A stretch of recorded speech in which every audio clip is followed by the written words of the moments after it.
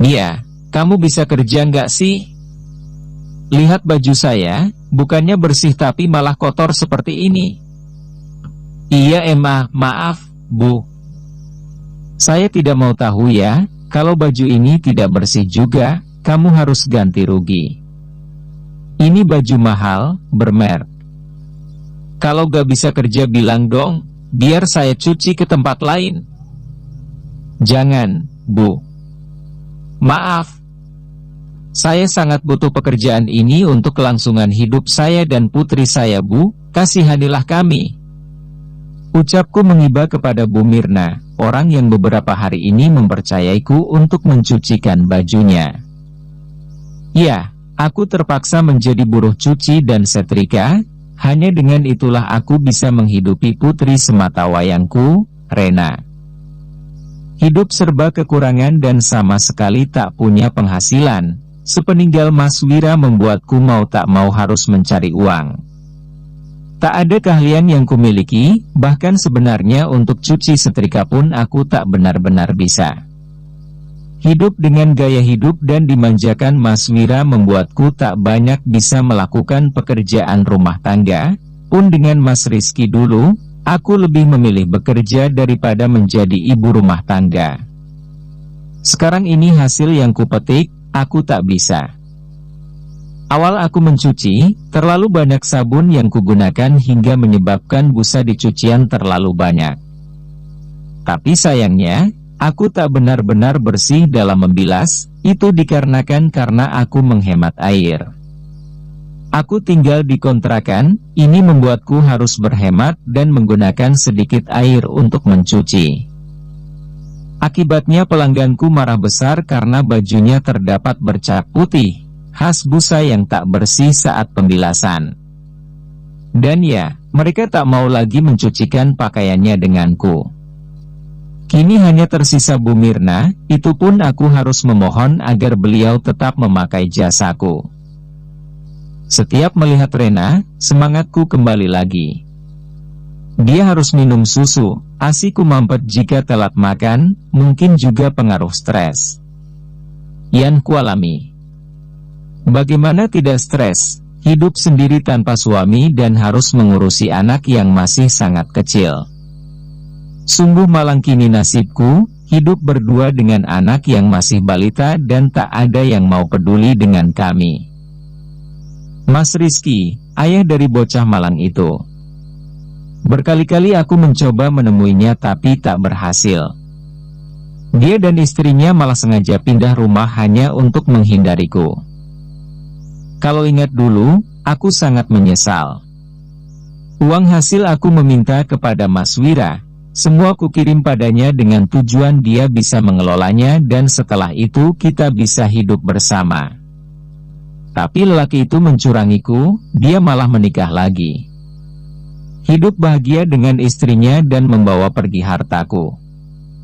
Dan yang lebih parah, dialah penyebab aku kehilangan rahimku.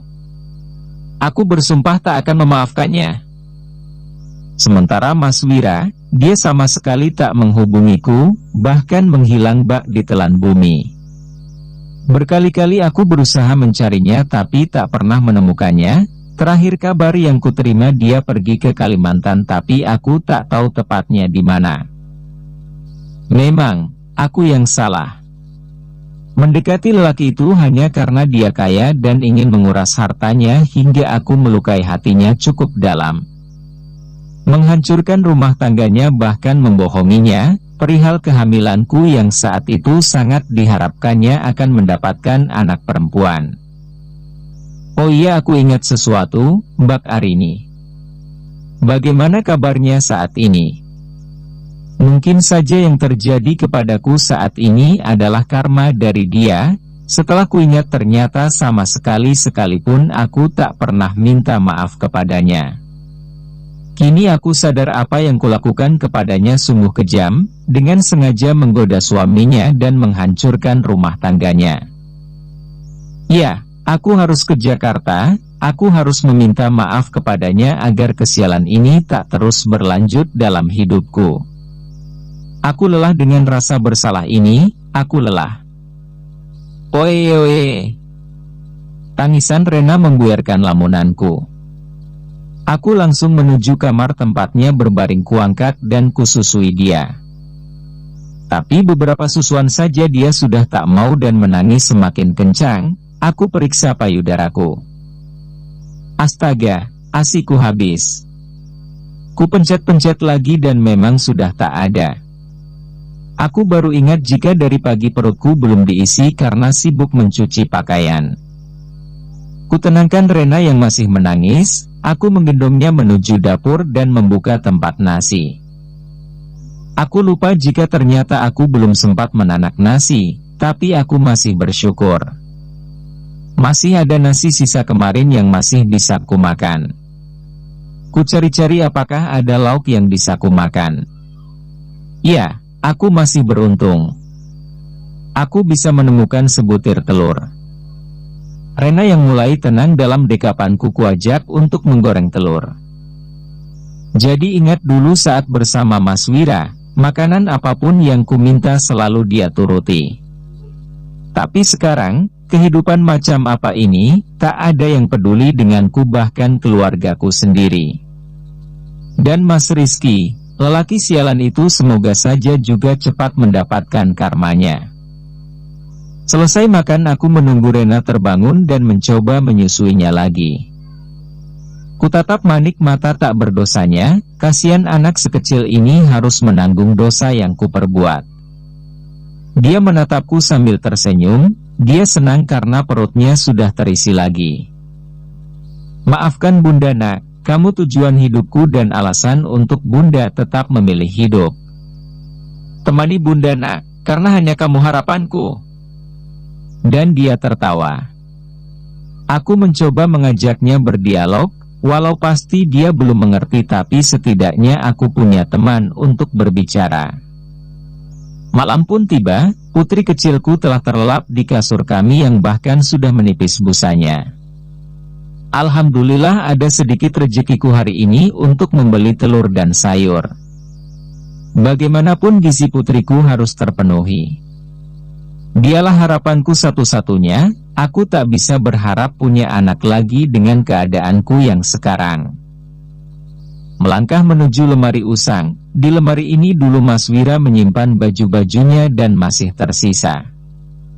Setelah kemarahannya siang itu, dia sudah tak pernah kembali jadi bisa dipastikan dia hanya pergi dengan baju yang melekat pada tubuhnya saja. Beberapa potong pakaian Mas Wira pernah terpaksa kujual demi kelangsungan hidupku. Dulu hidup dengan bergelimang harta membuat Mas Wira mempunyai pakaian yang bermerek, jadi pakaiannya masih layak jika kujual. Kubuka lemari itu, mengambil celengan bentuk ayam jago. Sedikit demi sedikit upahku mencuci kutabung demi bisa pergi ke Jakarta. Aku ingin menemui Arini, ingin meminta maaf dan aku ingin mengetahui keberadaan Mas Wira.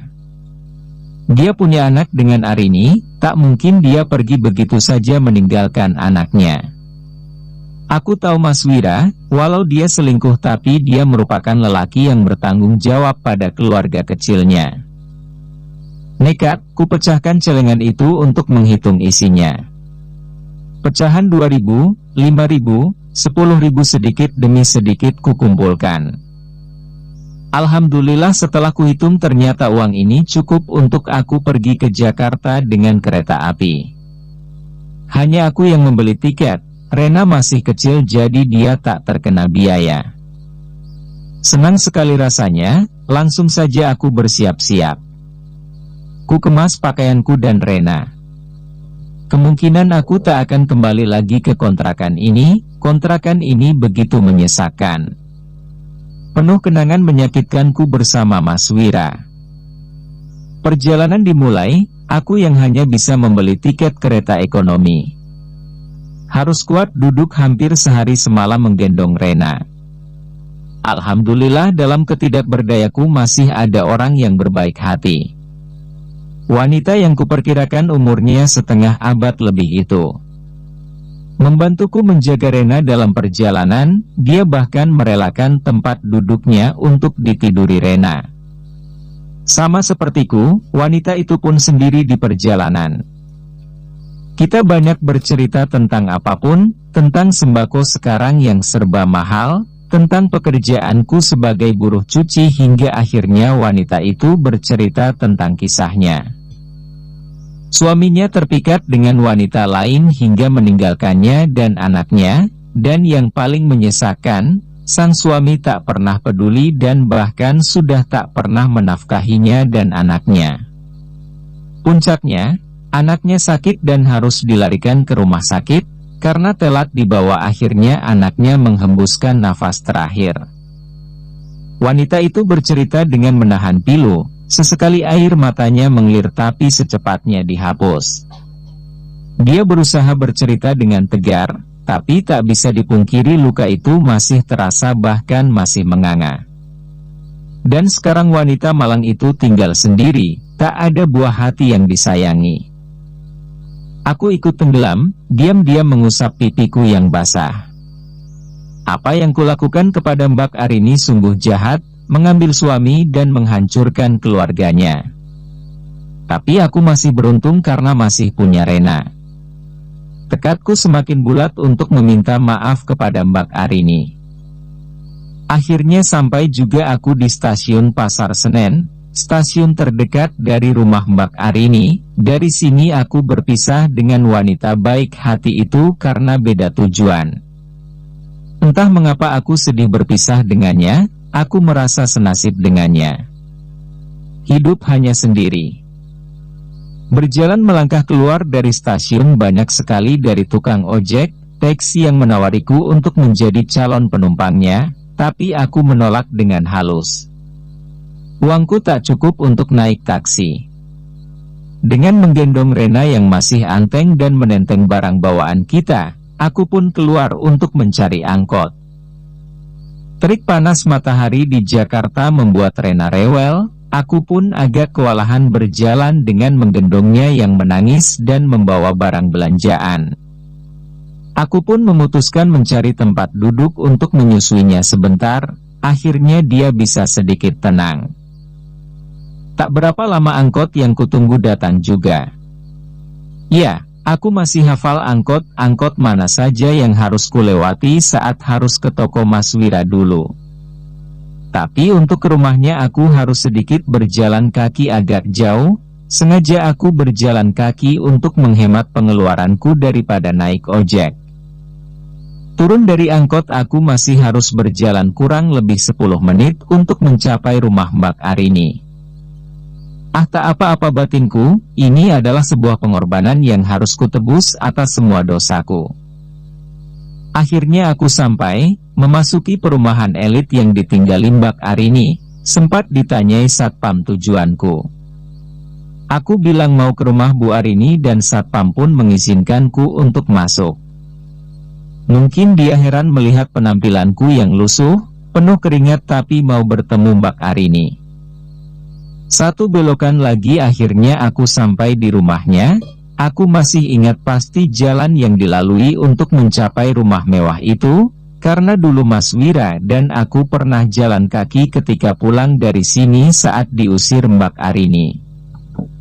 Tapi ada yang aneh, dari kejauhan rumah Mbak Arini terlihat ramai, banyak mobil mewah terparkir di sana. Ada apa ya? Mengapa rumah Mbak Arini seramai ini? Apakah harus kurungkan iaku untuk ke sana?